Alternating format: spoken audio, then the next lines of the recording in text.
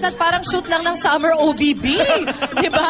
Summer is here. Mga kapuso at hindi mawawala dyan ang halo-halo. Perfect na para doon sa gustong rumakit kasi wala nang baon yung mga estudyante. Walang baon ng mga estudyante. Pwede sila mag-side business this summer. Kaya kasama natin ngayon from Technology Resource Center, Miss Anesita Pablo. Good morning, Tita Ane.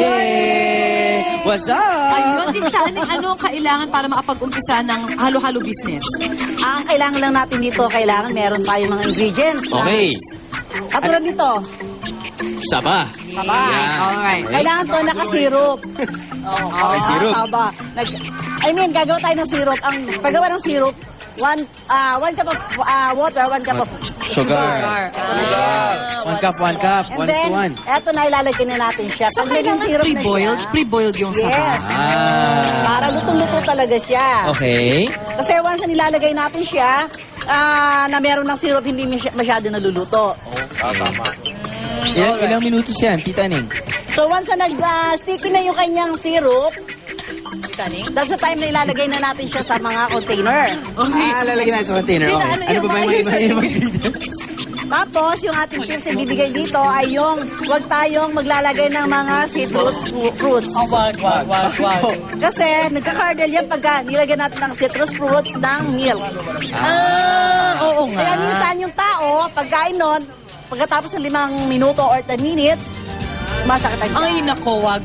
Ano yung usual ingredients pa, Tita? So, ang ginagawa natin, yung karamihan ay yung mga crispy, Rice Krispies. saka gulaman, Wala man. sago, melon, mga fruits. Question, Tita. Gusto ko malaman. Siyempre, sabihin natin, estudyante. I know nothing about making halo-halo. Oo, right. Saan nila mabibili yung mga iba't ibang kulay ng sago? Sila ba gagawa niyan? Pwede nilang Mas masarap yung silang gumagawa. Sila gagawa. Kasi malinis. Food color lang yan, Tita. No, meron tayo nabibili ng may kulay ng sago. Or lalagyan natin siya ng food color. Kung gusto nyo ng pearl, ano lang siya. Madali lutuin na po ba yan? Madali lang siya. Gano'ng kadali po? Isasalang natin. Kailangan kumukulo yung water bago natin ilagay yung pearl. Sago. Then pag umaho na siya, yun na yun, yung luto na siya. So, Tita, ano po yung on the business aspect, puhunan, magkano pwedeng Makukuha kita? na tayo ng 500. Okay. Tubo tayo ng 100% magiging 1,000 ang yung 500. Yes! I'm Ganyan gonna ang be a Tagalog. millionaire in 3 months! Yung Kailangan sipag lang. 500, Tita, 100 servings, 100 na baso? Oh, yes. So, Wow. 1 teaspoon lang per cup. Okay. Alright, ang laki pala na pwede natin kitain, Drew. Oh, malaki talaga. Pero naman. syempre, bumili ka rin.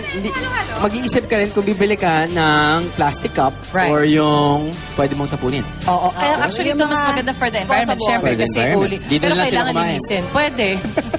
Dito Diba? na lang kayo. Para Okay. pwede hugasan Alright. nila. Tita Aning, thank you so much as always. Yes, of Maraming course salamat. naman. Ayan, may assistant na pala kayo sa pagluluto. Isang estudyante. ko to, matamis sa saging. Guys. Okay, guys. Okay. Mukhang hindi tayo kikita dito. Hindi kikita. Lahat ng inihanda natin for halo-halo, inubos rin nila eh. Magastos kayo sa ingredients. Magbabalik pa unang hirit. Oy, Hindi mamaya tayo sa akin kikita niyan. pagbabalik, papatikim ko nga pala sa inyo yung pasalubong ko mula biliran, guys. Suman Balintawak. Wow! Magbabalik pa unang hirit. Abangan yan. Clover leaf lang.